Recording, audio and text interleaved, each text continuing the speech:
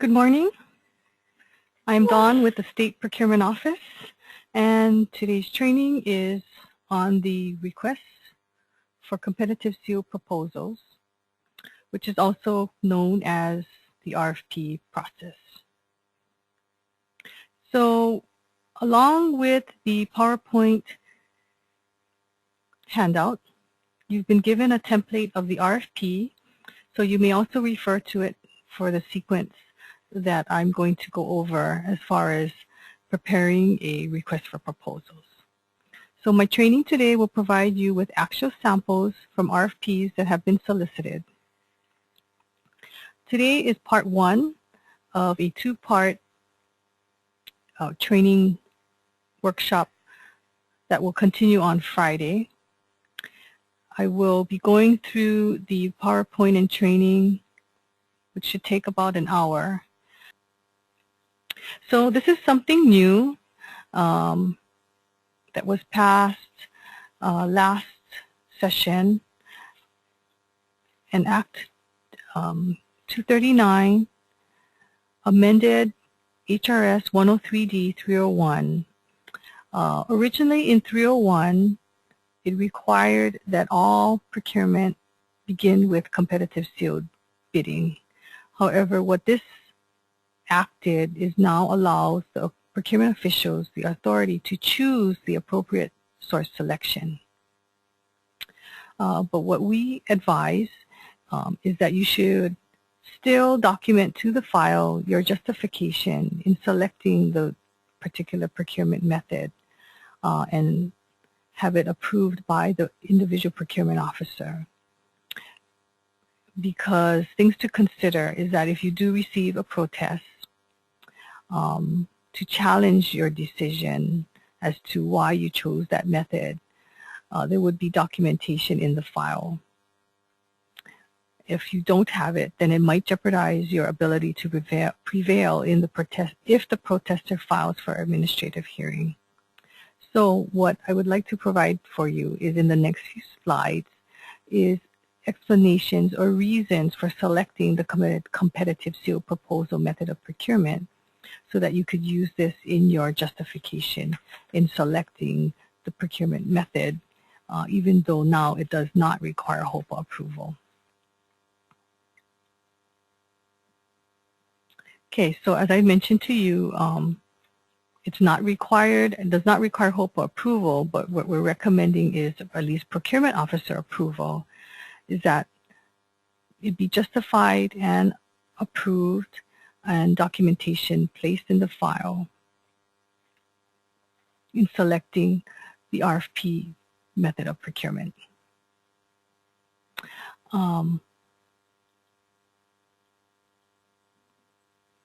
Because now of the Act, it does not, everything that's in HAR, in the rules, does not support the requirements. But as I mentioned to you, it is best to document.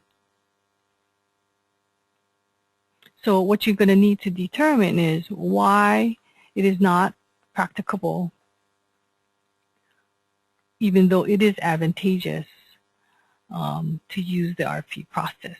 So here's some factors to consider in determining whether bidding is not practicable. So if you've determined that price is not the only consideration, then you may want to consider the RFP process.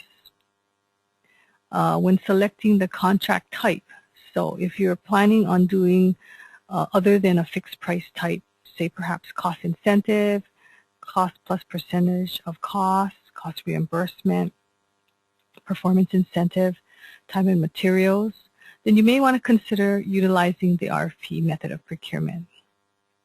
And as I had mentioned earlier,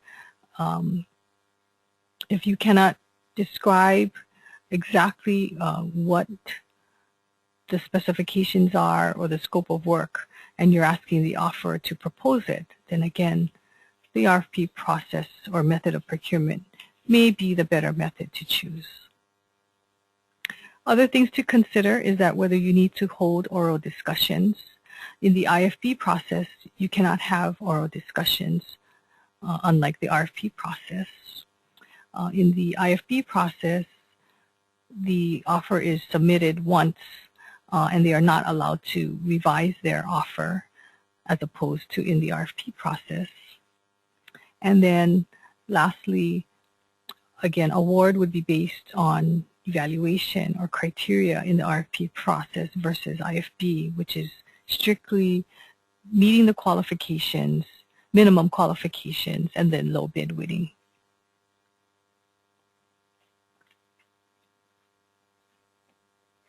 So another thing to think about in making your determination in selection of source method of procurement is to consider whether sealed bidding is not advantageous, even though it's possible to do. So you could talk to other folks out there that have done similar procurements and find out if they've done the IFB process and it hasn't been successful. Again, if you need to have discussions once proposals are received, and then we've allowed the offer to revise their proposal. So these, if you answer yes to these factors, then again, these factors may be used to support your determination in using the RFP method of procurement.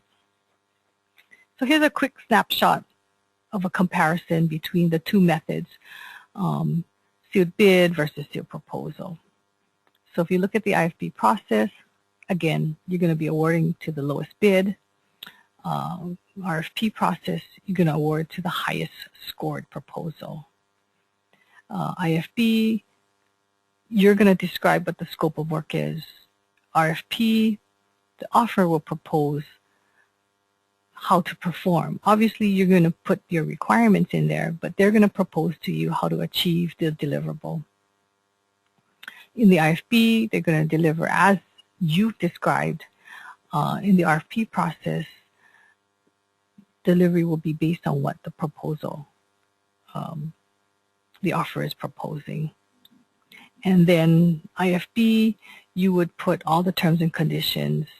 There will be no opportunity to take exception, allow for exception, as opposed to RFP, where there's opportunity for the offer to propose changes to, say, terms and conditions that is agreeable.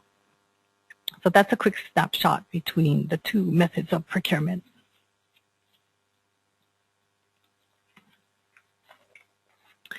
So in the HAR, currently the Procurement Policy Board may approve certain types of procurement that does not require approval. But as I mentioned to you now, because of the new act and the HOPA requirement, HOPA approval is not required.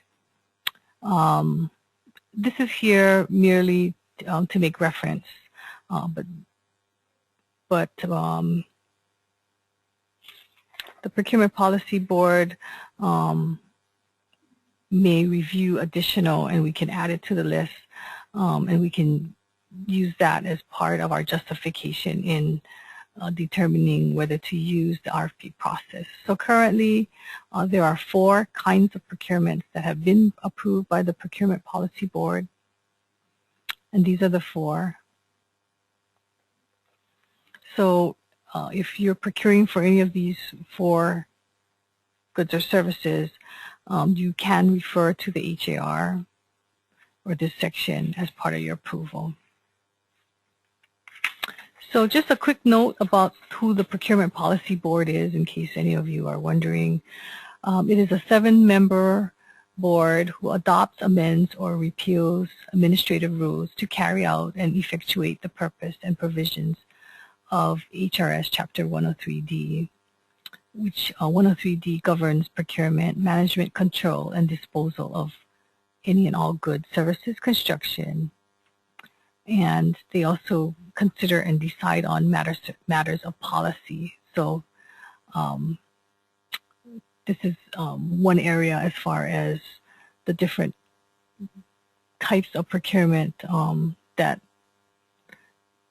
does not go does not need to go through a approval process because it's already been determined that these types of procurement would best be procured through the RFP method of procurement. But just because it's listed here and you've determined that it's better to do an IFB, that would be your business decision. Or in the case of design build, if you choose to do design, then you would actually follow professional services and then do a separate competition for the construction portion of your procurement. So again, this just allows you to use this method without getting a procurement officer now that it's at that level, procurement officer approval.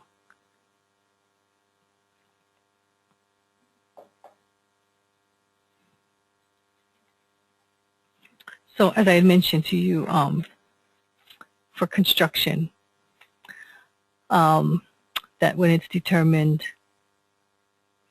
to do a design build for construction, then you may use the RFP process. But the RFP would include the price for both design and construction. If not, again, as I mentioned, you would be doing it separately.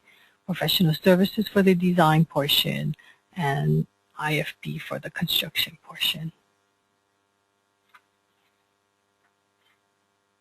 Okay, so you made your decision and your justification to utilize the RFP or competitive seal proposal method of procurement. So your next step is to determine who will be conducting the evaluation. So it can either be done by the procurement officer, or the procurement officer may determine that it should be done by a committee. And so if it will be done by a committee, then the person serving on the committee would need to be involved with the procurement as far as prepping the RFP, coming up with the criteria, and that the procurement officer would approve of this committee member, these committee members, and that the names of the committee members will be placed in the contract file along with the justification to serve as committee members.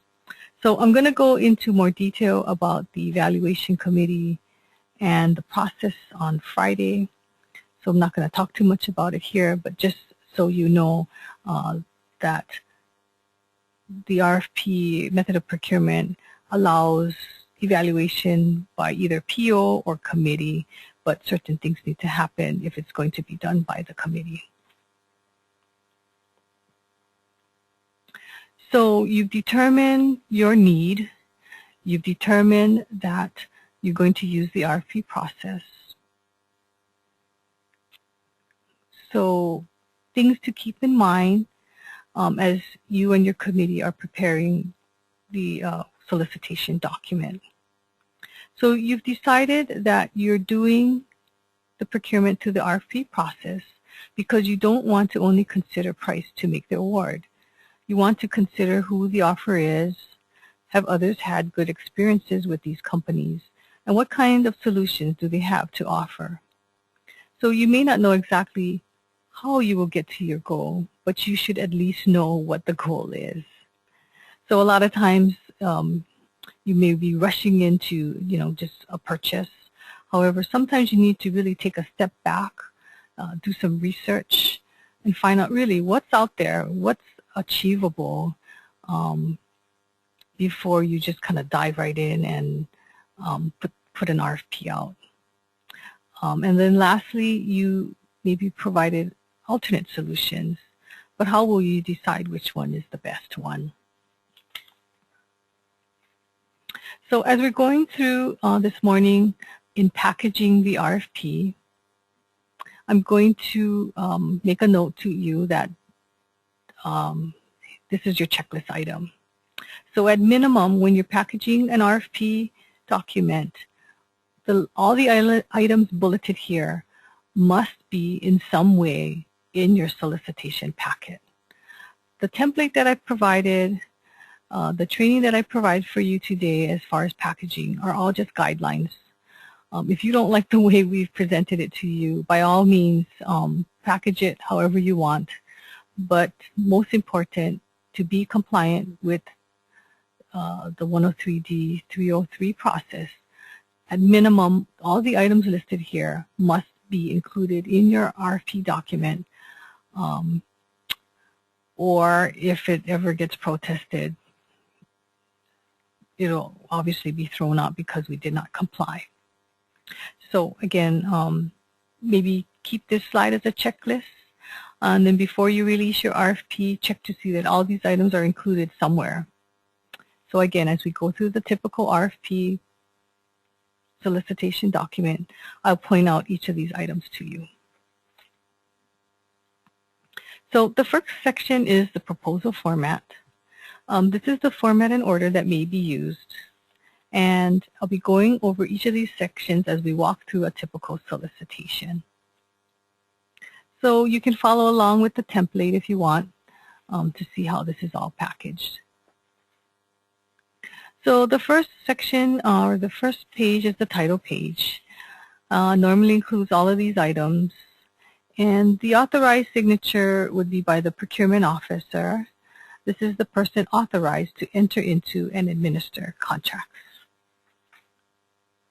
So here's a sample of the title page. This is a procurement that I did for the Aloha Stadium for an advertising program.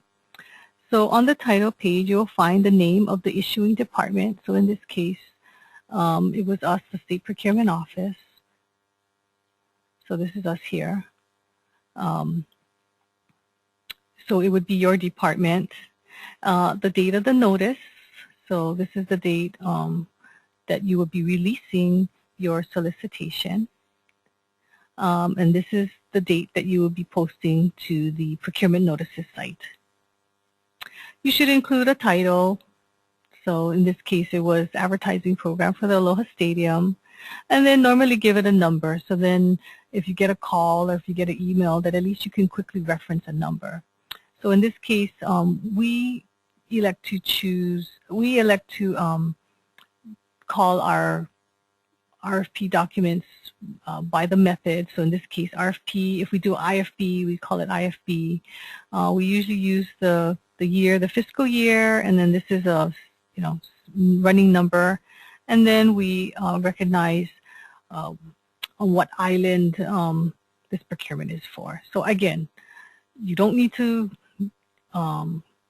follow how we've come up with our title page here, but again, just guidelines to help you since we've been doing this. We've been doing this for a while now. So the bottom part of the title page, and again, so here we go. This is your first checklist item. You must include the date and the time that the date, the time, and the locations. So this is right in here. The date, this is the date, and the time is sort of cut off up here, but it's 2 o'clock. The location, so in this case, it had to be delivered to our offices, although now we're doing everything electronic, so now everything comes through the e-system. And to where the proposals are to be received. So that's your first checklist item.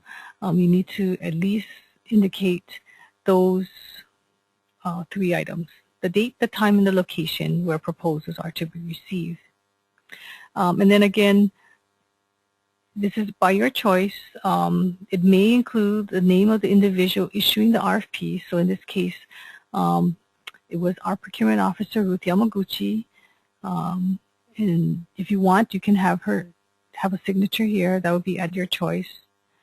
And then in the past, when we didn't have electronic, we would use this cover sheet as part of our contract document.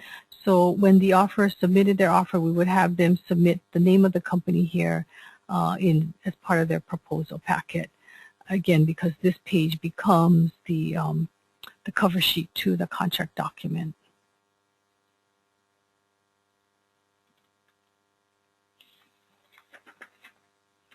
The next section, the table of contents, this section's off the main areas. So typically the attachment would include the offer form pages, wage certificate, any sections that need to be filled out. Appendix would be any additional data, expanding or substantiating data presented. I know when I did the procurement for the EUTF, they provided an organizational chart, issues required to be resolved during the upgrade, customizations, etc. And then lastly, the exhibit would be broken out as far as any particular rules of the agency, budget forms, evaluation sheets, schedule of events, flow charts, etc. You can include general provisions here, general conditions. Again, it's really up to you on how you want to package your particular solicitation. And at this time, we also recommend attaching a copy of your contract document. So if you're using the AG contract forms, the blank form would also be attached as part of an exhibit.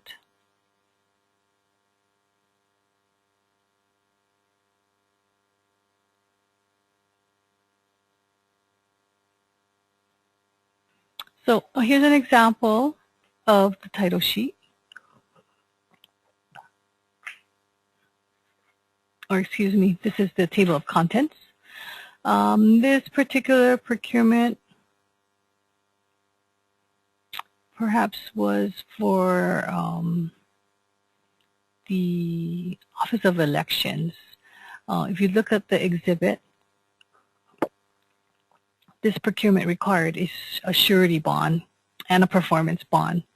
So this may be something that you'll be adding to your procurement packet. And I'll talk a little bit about the bonds further on into the training. So in the first section, normally you would put any introduction and key dates, terms or acronyms that will be referenced throughout the RFP, and then give a little intro about your purpose of the solicitation. What is the contract for? You might want to include a cancellation provision here to protect you in the event that you need to cancel for whatever reason. And then lastly are your significant dates. So these are the dates that you would inform the potential bidders or offers as to how much time they have to ask questions or when proposals are due, etc. So in the case of the proposal due date, you need to allow a minimum of at least 30 calendar days from when you released it. So for example, if your release date was on June 1st, then proposals would be due on July 2nd. So you need to allot 30 days between the day you released it and the day that proposals are due at minimum. So here's a sample of some terms and acronyms. This is a procurement that I did for the Department of Agriculture Animal Quarantine Branch. So they have their list of certain terms that were used in this particular solicitation. So you would have your own applicable terms. And then a little blurb here about what they were trying to procure. And these were for services for inspection of animals coming through the Lihue Airport. And there's that cancellation clause that I mentioned to you. So here's an example of significant dates. Again, pre-proposal conference is not mandatory. However, if you are planning to have one, then you would include it here in your list of significant dates. If you're allowing for questions, which we highly recommend, and then allowing time for the committee to go through and respond to them, and then lastly, proposal due date. After all the proposals are evaluated, a priority list will be determined, and it is with those priority listed offers that discussions may be held. And then if a best and final is necessary, then you will call for best and final to the priority listed offers.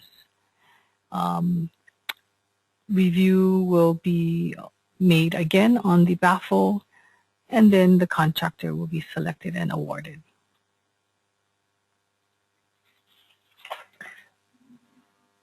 So the next section is on background and scope of work. So normally the background would give you a little bit of a history of the procurement. It's a little more thorough briefing other than that first section of the intro. So here's an example that I did for the Aloha Stadium. They talked a little bit about when the Aloha Stadium installed the scoreboard. This procurement was for advertising, and they wanted someone to help promote or do some advertising on that and the Jumbotron. And so they gave a little history as far as what had been done in the past using the Jumbotron. Okay, so here's your next checklist item, and this is your specifications or your scope of work. So this is an important section. This is where you're describing to the offers what the expectation is as the result of this scope of work will be what you're contracting for. This is what they'll be performing for you in order to meet your goals. So it is here that you'll describe what you're trying to achieve, what services do you really need. You're going to tell them a little bit about what you have existing and how you plan to either replace, upgrade, or maybe add to or enhance to what you already have. So what you want to do is put out your minimum requirements and really just have that separate from your desirables. So here's an example. This was a procurement that I did for the Department of Health, and these were for services, advertising services, which they wanted to do through campaigns, educational campaigns. So here they describe exactly the scope of work, and they put all their bulleted items here.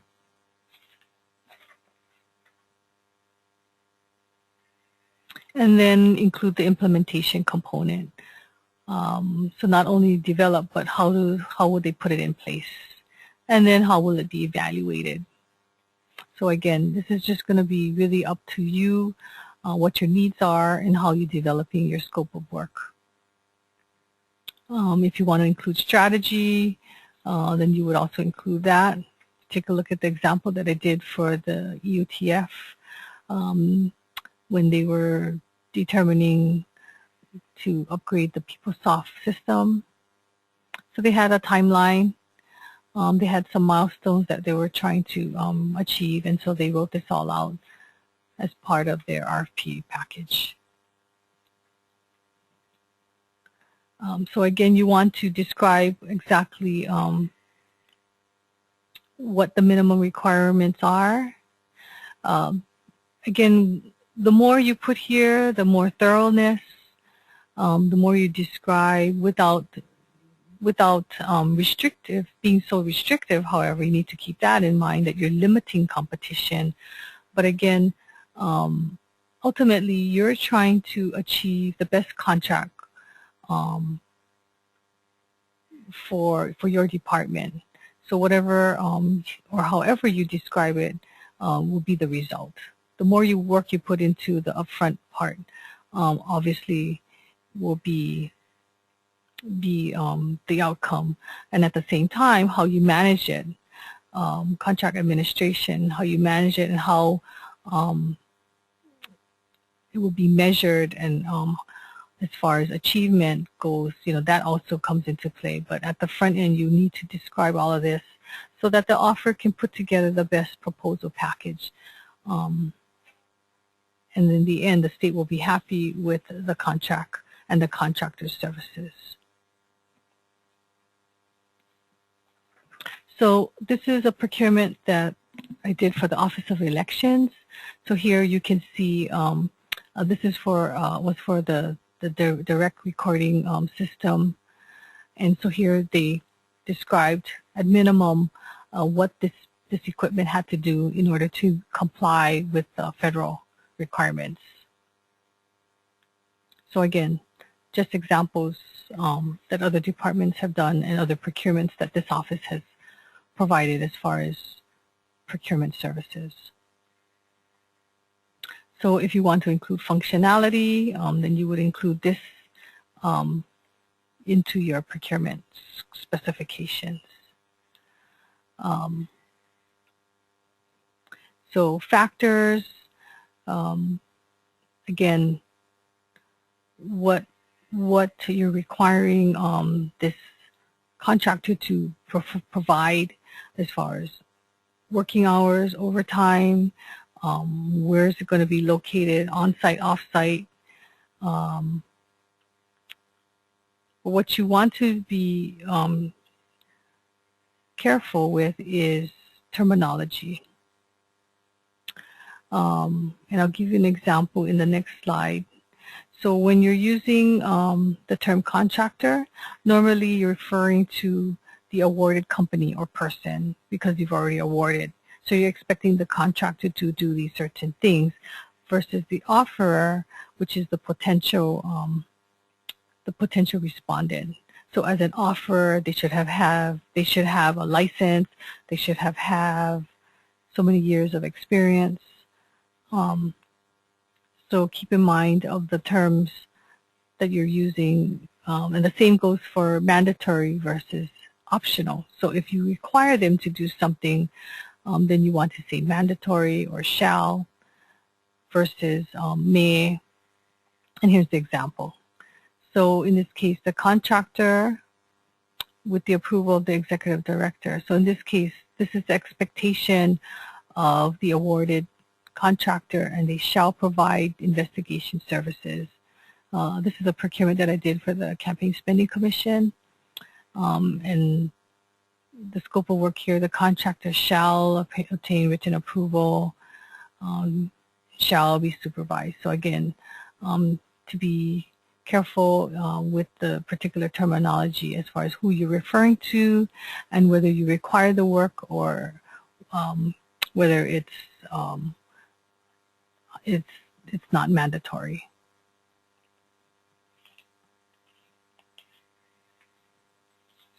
So when you're writing specifications, we want to ensure that we're not being so restrictive.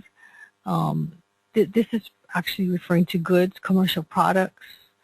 So you want to write something generic so that there is opportunity for competition and to not call out a brand name.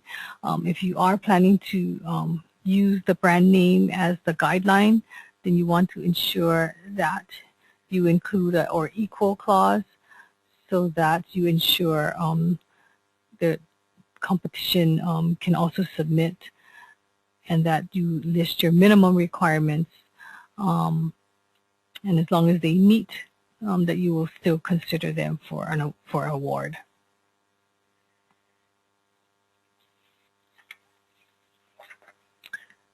So as I had mentioned to you, not being so restrictive. As you're allowing for optional, you need to describe how you plan to test to meet the minimum requirements if this is applicable. So there's different kinds of specs.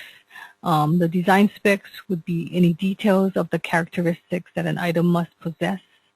So again, you're not going to really name a brand or product, but it allows for competition by making it more generic.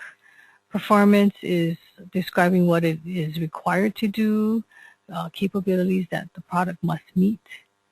And here, as I mentioned to you, if you do list the brand name, then you will require approval, CPO approval, if you're going to restrict the particular brand or trade name. So that's why we encourage, if you're set on using the brand as a basis, that you include it or equal. Or the opposite would be to name the particular brand as a qualified product or pre-approved. But if you go this route, then what you need to do is allow for substitution.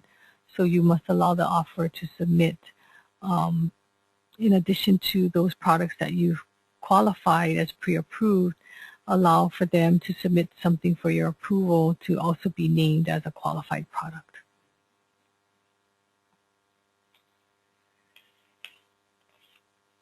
So the next section in your solicitation, department responsibilities, if you want to.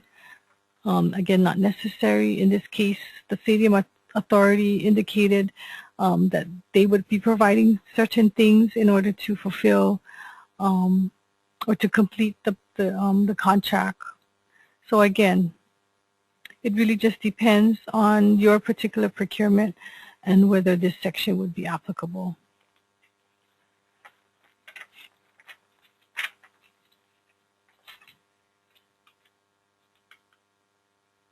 The next section is on the term of contract. And here is your next checklist item. So normally you would describe in the solicitation the term of your contract, 12 months from this period or this date to this date, with the option to extend for a number of additional 12-month periods. But you would describe this in your solicitation. So if you're planning to do a multi-term contract, as shown as an example in this case, which is 24 months, it does require a HOPA written determination. So what the multi-term is that it extends over more than one fiscal period, but funds are only available for the initial fiscal period, and that subsequent extensions are also subject to availability of funds. So normally contracts are for 12 months with additional 12-month periods. So if you're choosing to exercise the multi-term, then again, you will require HOPA approval.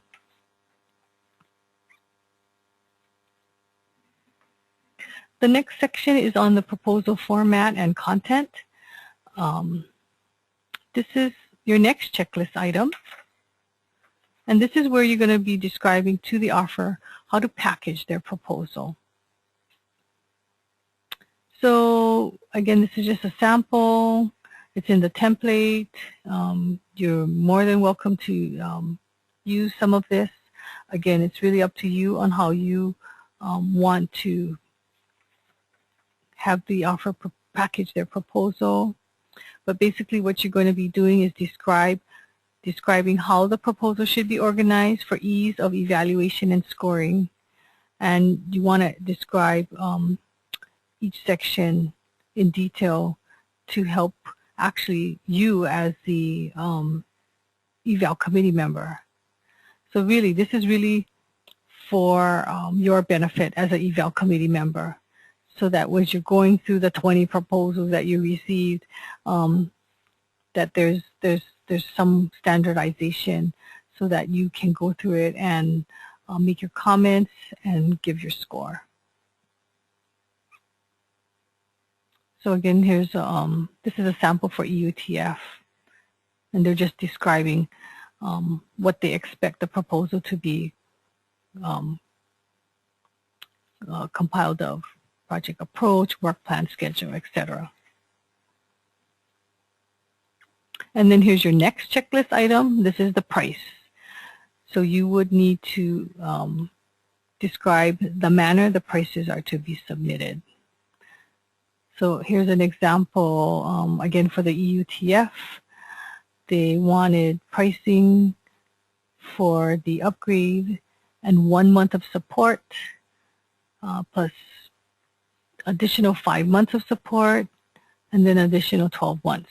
So again, you should have a separate workbook, worksheet, if necessary, in which the pricing can be evaluated.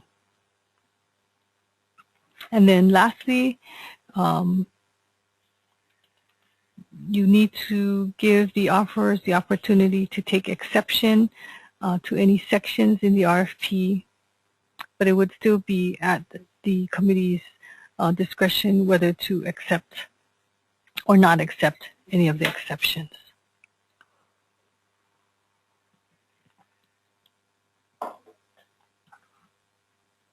Okay, and this is your next checklist item. This is the section on the evaluation criteria and contractor selection. So as I mentioned to you, we're going to go into more detail on Friday about the evaluation criteria and then the process once all the proposals are received. Today's purpose, or this morning's purpose, was to go over more about the packaging of the RFP document. Okay, and then the last section are any other requirements that you need to include in your bid package. So if there's proposal security, which requires a bond, pre-proposal conference, confidential information, and your terms and conditions. So we can talk a little bit about the security. So if you are requiring a security with your particular procurement, the RFP shall include a statement concerning whether the proposal shall be accompanied by a proposal security or other evidence of financial security. The purpose of the security is to ensure that the offer is submitting a proposal in good faith and will enter into contract if awarded. And what it does is it protects the state actually just in delaying the whole procurement. And so it's just an extra security, but you need to keep in mind that with that bond is a price attached to it. So normally that's just passed on to us as a state. If you're doing a construction procurement, the security bond is required for any procurements $250,000 or more. And then for goods and services, it would be at your option, which does require CPO approval. If you're an executive department, the CPO has delegated this approval to the HOPA.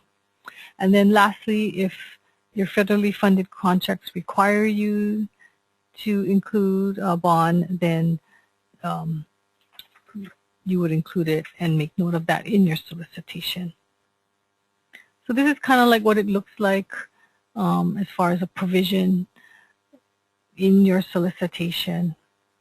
So you're describing to the offeror that the proposal would be accompanied with some kind of guarantee, and then you would give examples as to what would be acceptable. So in the case of the surety, surety is when a bonding or insurance company provides the guarantee. So what does the bid bond amount need to be, or the surety? At least 5% of the base and any additive alternatives or anything that the federal funding requires you. In the case of the performance bond, again, this would be optional if you're doing goods and services. But again, what the performance bond is, what it does is secure the state from any loss or damage in failure or refusal of the contractor to perform a contract. And then the payment bond protects those furnishing labor and materials, such as its subcontractors. So in the case of construction, if it's over $250,000, a performance bond is required. Goods and services, it would be at your option. However, if you choose to require a performance or payment bond, it does require HOPA approval. For executive departments, the CPO has delegated the approval to the HOPA.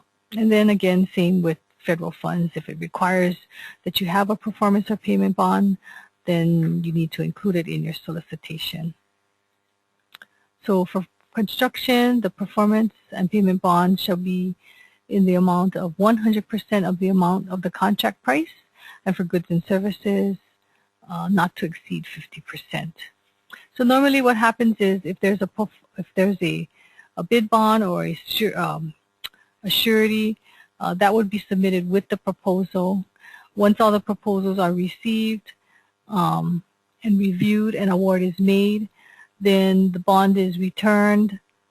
If it's not, if it's not utilized or exercised, and then in exchange for the bid bond, then the awarded company would submit a performance bond at the time of award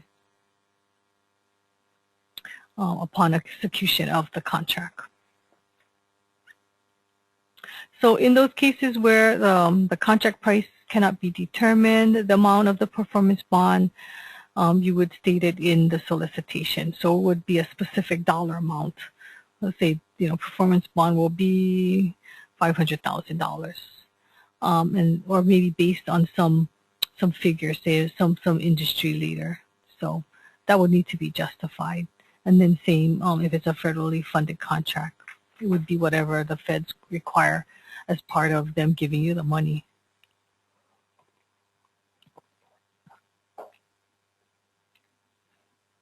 So then if there is a performance bond, once some of the work has been performed, the bond amount can be reduced. So say completion of work, based on that percentage of work, the bond can be reduced for that amount. And there will be a swap out, I guess, if you want to call it, on the bond, so that the state's not holding a bond for work that's already been performed. So that was the quick lesson on bonds. Pre-proposal conference. So again, if you're planning to have a pre-proposal conference, you're going to include any instructions and information to the offers as to where it's going to be held, the time, and the place. What you do need to include in all of your solicitations is a statement that says discussions may be conducted with priority listed offers pursuant to Section 3-122-53, but that proposals may be accepted without discussion. So you need to include this provision or this clause in your solicitation. And the example, and I'll highlight it here.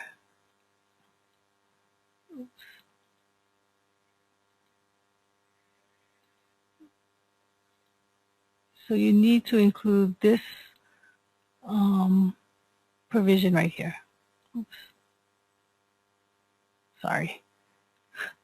Anyway, that particular sentence or similar needs to be included in all of your solicitations.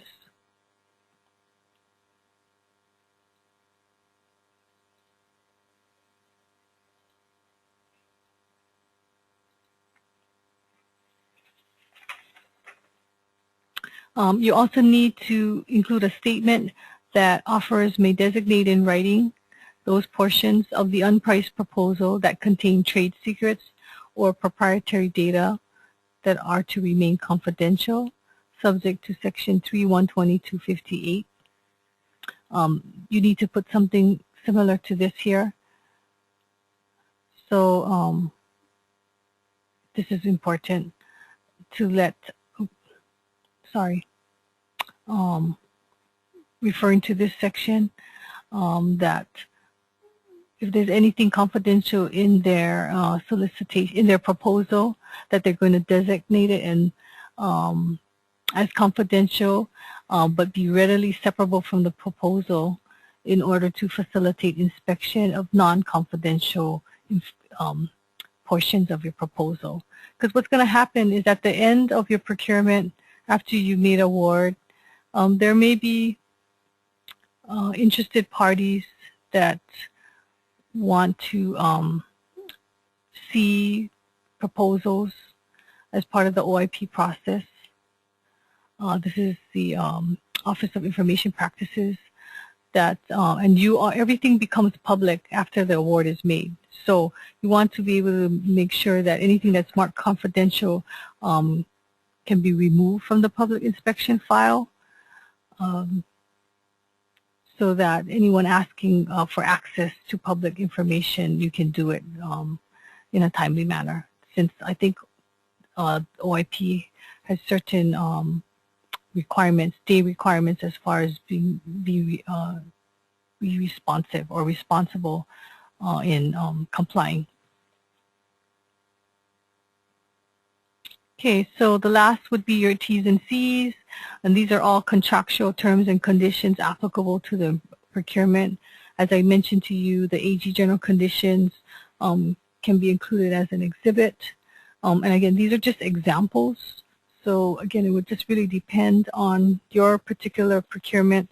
You might want to be working with your AG as to what kinds of T's and C's you want to include to protect you and your procurement.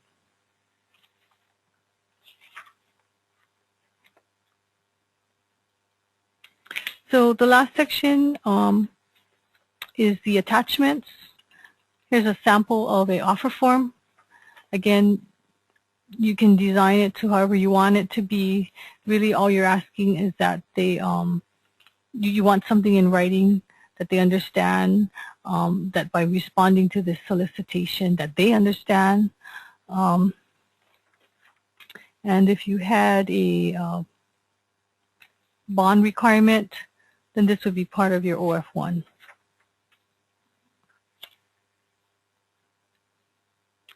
So where do you begin? Where do you begin in packaging a procurement? So what I like to do is get my eval committee together, and we just do like a little brainstorming session, and we come up with a list of our expectations of this contractor. Who do we want them to be? What level? What kind of qualifications? And what do we expect this contract to do? What are our requirements as far as their services, or even goods for that matter? We just kind of put all our ideas together and make that a starting point. You can also take a look at some previous RFPs to see how they packaged it. You can check out our awards reporting site to see other procurement and maybe contact those agencies for samples. And then maybe come up with a timeline and schedule, because obviously, you need to work backwards in getting to your end goal. So there's nothing wrong with talking to vendors at this point. You can put out a request for information and gather, information in putting together your solicitation. So as I mentioned to you, really, it's whatever you put into it up front will be the end result. And then being realistic. What is out there that is achievable? Because you really don't want to put out a solicitation and get no responses because we're asking for too much, or if we're not clear and we're skimpy on our requirements, then basically that's what we're going to get back. So because if you don't spend the time up front, what's going to happen is that you might have to cancel and start all over again. You may end up paying way too much more than what you budgeted for, and you also may end up with some legal problems if it's not packaged properly and compliant. So after you've packaged your solicitation document, you need to check out who may be interested in responding to this solicitation and come up with a list, as this list will be placed in the procurement file. You need to put out a public notice. This is to ensure competition. So the procurement notices site is your starting point. If you choose to put it in a newspaper, that is not mandatory. However, if you do put it in a newspaper, we do have a publication or newspaper contract, which is mandatory, so you need to check that out.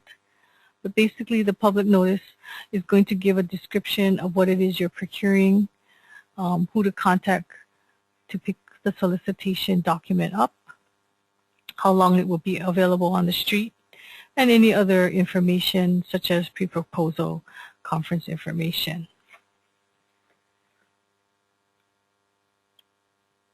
So currently, the procurement notices site is utilized by all jurisdictions except the city and county. So as I mentioned to you, at a minimum, it just needs to be put up on that PNS or another internet site.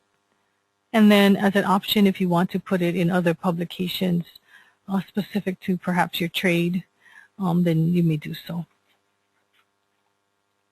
Any changes made to the RFP would be issued via addendum.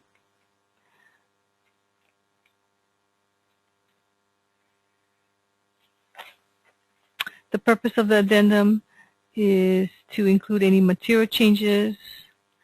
It would make reference to those sections in the RFP that's being changed.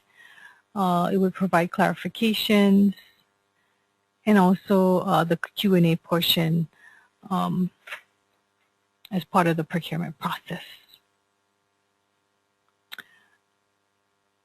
So the use of the addendum is to correct any defects or ambiguities and to provide as much information to the offerer in providing their package or proposal. What's important is that everyone receives the same information, and that's why it's done through the addendum. If you get a phone call, you need to advise the inquirer to submit their questions in writing and to make sure that all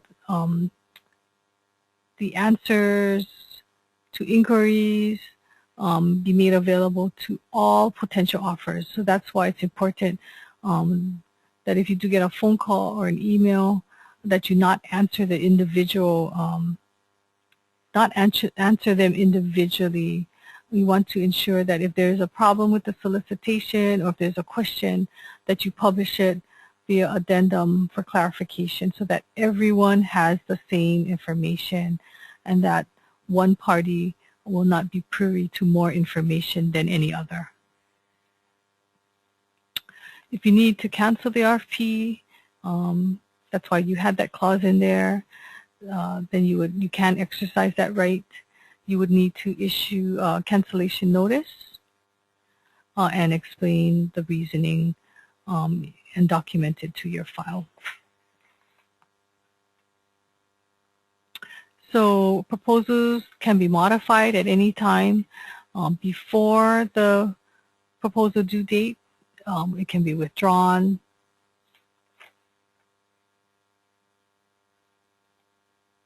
And if you decide to cancel, again, letters need to go out. This is, excuse me, the cancellation needs to go out on that notices site. But if you cancel, I guess after proposals are due, then you're going to need to somehow submit letters to those that have responded, and then in addition to the notice that you're going to be putting out on the notice site, especially since if the due date has dropped. Okay, so I ran a little over time. I'm sorry, but hopefully you got an idea of, because this is really an overview of packaging your RFP. So I'm going to take a break here. And then when I come back, we can go over any of the questions that have been submitted.